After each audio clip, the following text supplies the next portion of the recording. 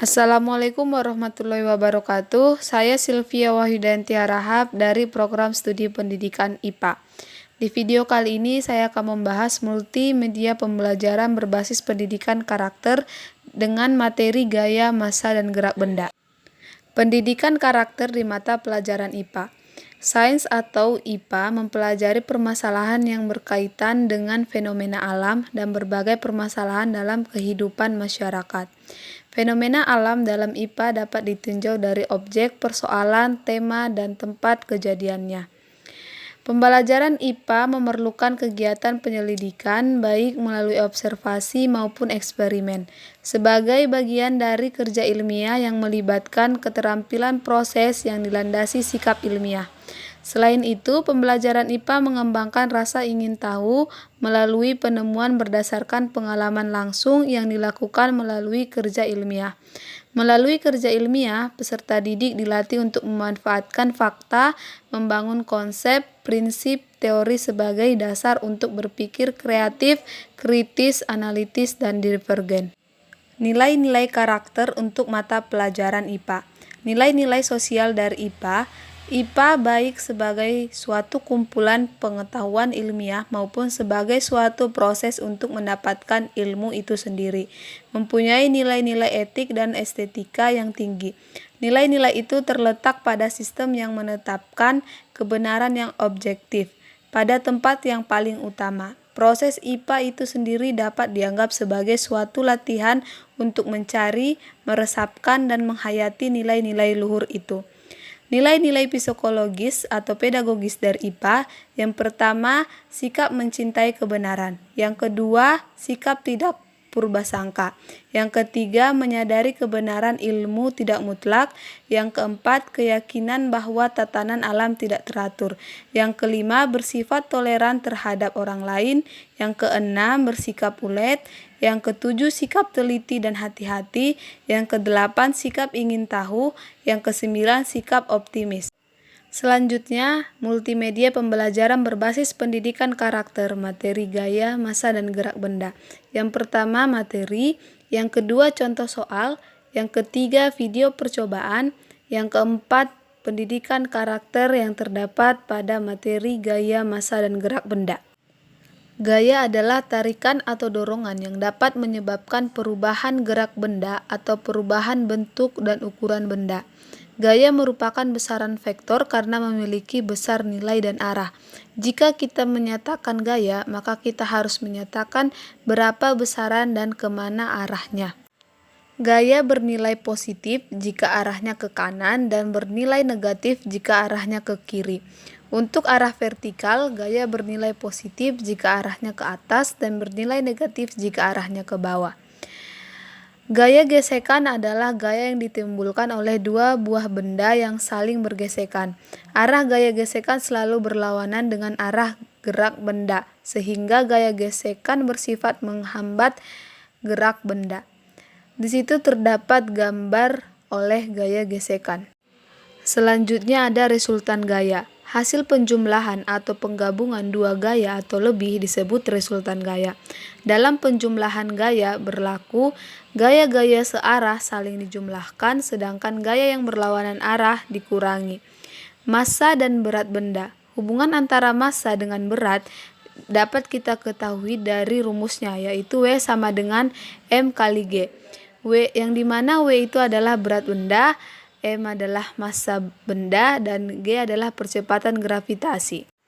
Selanjutnya hukum-hukum Newton tentang gerak, di mana kita ketahui hukum-hukum Newton itu terdapat 3, yaitu hukum Newton 1, hukum Newton 2, dan hukum Newton 3. Di sini terdapat contoh-contoh soal untuk gaya, massa, dan gerak benda. Kita akan melakukan eksperimen IPA, yaitu tentang gaya gesek. Alat dan bahan yang digunakan yaitu 2 papan kardus dengan ukuran yang sama, kertas minyak, amplas, 2 karton tebal, penggaris, 2 koin, dan klip kertas.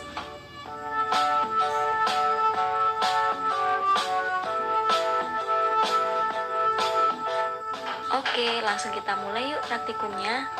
Langkah pertama yaitu ambil satu papan kardus, kemudian rekatkan kertas minyak yang ukurannya sama di atas papan kardus tersebut dengan menggunakan klip kertas yang dipasang di tepi ujung kardus, dan pastikan kertas tidak akan jatuh dari kardus dan menempel dengan baik.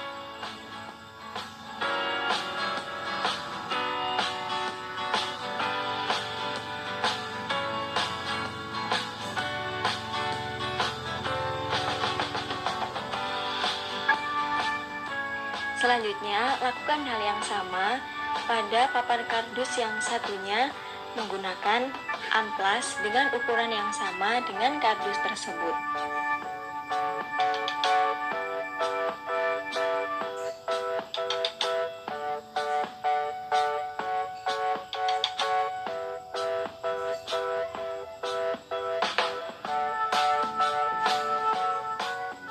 Setelah kedua papan tersebut sudah dilapisi dengan yang satunya kertas minyak dan yang satunya amplas, kemudian kita akan mengukur kertas karton dengan ukuran yang sama. Di sini saya menggunakan ukuran 23 cm menggunakan penggaris plastik. Kemudian pastikan dua karton tersebut memiliki panjang yang sama.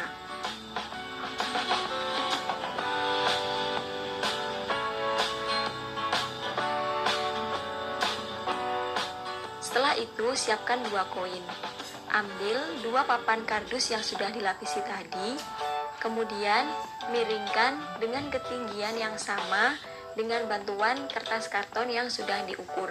Pastikan ukuran dari kemiringan papan tersebut harus sama ya.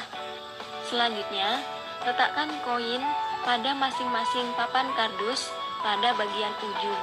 Kemudian tahan dulu. Setelah dirasa sudah kemiringannya sama, kemudian lepaskan secara bersamaan. Amati kedua laju dari koin tersebut pada papan amplas dan yang pada papan kertas minyak. Gaya gesek adalah gaya yang berlawanan arah dengan arah gerak benda. Gaya ini terjadi apabila dua buah benda atau benda dengan bidang yang bersentuhan. Gaya gesek dipengaruhi oleh permukaan. Jadi, semakin licin permukaan, gaya gesek yang dihasilkan semakin kecil. Begitupun sebaliknya, semakin kasar permukaan, maka gaya gesek yang dihasilkan semakin besar. Dan itulah yang menyebabkan kenapa laju dari papan yang licin dan papan yang kasar akan berbeda. Dari percobaan tersebut, kita dapat mengetahui pendidikan karakter yang terdapat dalam materi ini. Yang pertama, yaitu kejujuran. Melakukan pengamatan sesuai prosedur ilmiah yang digunakan, menyajikan data berdasarkan hasil pengamatan atau percobaan, menganalisis data sesuai kaidah ilmiah, menarik kesimpulan hasil percobaan berdasarkan hasil analisis data yang telah dilakukan.